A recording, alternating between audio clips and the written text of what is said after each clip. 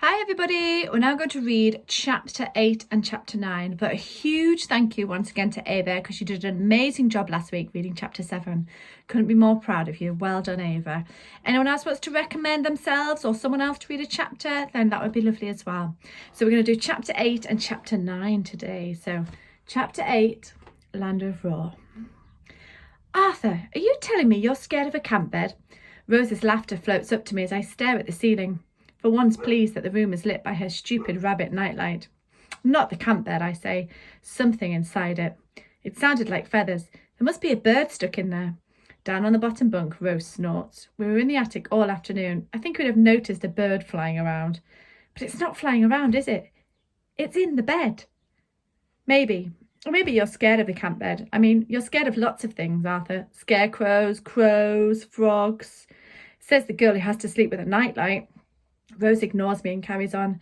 Mushrooms, supply teachers, starting at Langton Academy Heights, Mum's black pointer shoes, fire, raisins with stalks. I don't like raisins with stalks, but I'm not scared of them or any of those things. When my class made a scarecrow, I sewed on its button eyes and it didn't bother me at all. It did, a bit. Plus, I was scared of Mum's shoes when I was like 2, not now. In fact, I declare boldly, right now I can't think of a single thing I'm scared of. Oh, really? Then everything goes quiet on the bottom bunk, a bit too quiet. When Rose speaks, her voice is as scratchy as a nail being dragged down a wall. What about me, Arthur Trout? Are you scared of me? I might not have heard her croaky voice for a long time, but I'd recognise it anywhere. It actually makes me need a wee. That's how good it is. Rose, I thought you said you couldn't remember Roar, because that's where croaky came from. Silence. Then the scratchy voice says, Rose isn't here anymore, Arthur. It's just you and me. Now will you admit that you're just a teeny bit scared of me? And that's when I think of a brilliant way to get back at Rose, for the voice, the messaging masm, for calling me a loser, for everything. I am a bit, I say, but not as scared as you are of the dark. I lean over the side of the bunk bed, grab Rose's rabbit nightlight and switch it off.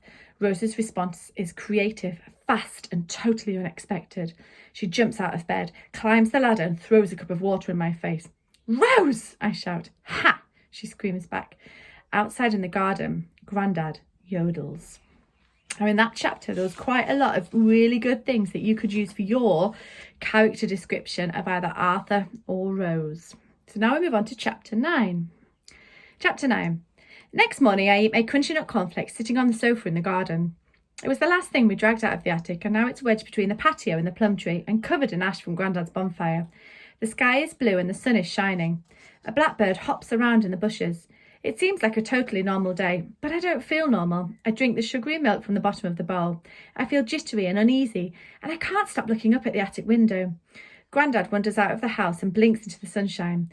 He's wearing a cardigan, an old t-shirt, the one that says no problema, and his painting shorts. Hello, mate, he says. Where's your sister? I nod towards the neighbour's garden. Rose's head appears above the wall, then disappears. There's a squeak of trampoline springs, then her head pops back up, her hair flying out straight and long. Rose, you're not doing it right, cries Mazin. You look like there's something wrong with you. Not got anything to do, says Grandad. Rose doesn't fancy going to the beach. No, all Rose wants to do is jump and look at her phone. I think back to the damp night's sleep I've just had. Right now, Rose hates me and I hate her. You hate each other? Grandad chuckles. You two have always got along fine. He's wrong. We used to get along fine until Rose changed into that stranger I can see on the trampoline. But I don't bother telling Grandad this. Instead I say, last night we had a fight. That's normal. I remember your mum and Jack fighting like mad when they were little. They used to draw blood. Jack was a cat, Grandad. I know, but the point is they'd be cuddling on the sofa by bedtime. I'm fairly certain me and Rose won't be doing any cuddling ever again. He laughs and ruffles my hair. Come on, while you're waiting for Rose to stop hating you, we can get the camp bed down from the attic. I get up, glance once more at the attic window. Then with a heavy and slightly scared heart, I follow Grandad back inside the house. It's amazing what a positive effect sunlight can have on a room. If I ignore Prosecco glaring at me from the corner, there is almost nothing spooky about the attic right now. Grandad grabs hold of the camp bed and starts to heave. I got this thing up here, so presumably I can get it down again. Do you think we should chuck it out of the window? Better not. It might kill Rose. He laughs. See? I knew you didn't hate her. Now get over here and give me a hand. But I don't move. Instead, I just stand in the doorway, staring at the rubbish old camp bed, which was the start of the best game I ever played, a game that until yesterday I'd almost forgotten. Unless, says Grandad, you think we should leave the bed up here. Yes, I want to say, leave it up here and let's bring the swords and dressing up clothes back up too. But what would be the point? Rose is never going to play war or any other game with me. No, I say, it's time to chuck it out. Then I grab the other side of the bed and start pushing. We've only moved it a couple of metres before Grandad has to stop to catch his breath. We rest against the camp bed while he has a puff on his inhaler. Arthur, he says, do you remember when we had a funny turn up here? I think for a moment. When I was crawling through the camp bed? That's it. I came in and found you curled up on the floor. You had 2 teeth marks on your wrist.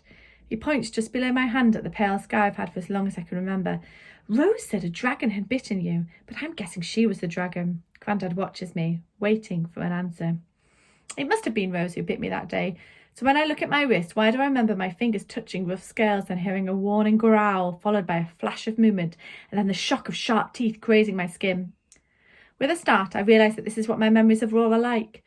When I think about Win and Mitch, I don't see me and Rose running around the attic talking to invisible mermaids and pretend ninja wizards. I see a real girl swimming below the surface of clear water, her thick tail flicking from side to side, and a real boy sitting by a fire. The boy has wonky teeth and he's grinning at me from under a wizard's hat. I take a deep breath. It wasn't Rose who bit me. Grandad turns to look at me. Who was it then? I rub the pale scar, trying to decide whether to carry on talking or shut up, but I can't keep quiet. Everything that has happened since we've arrived at Grandad's is too strange. I have to tell someone. I was standing by a dragon. My voice is loud in the silence of the attic.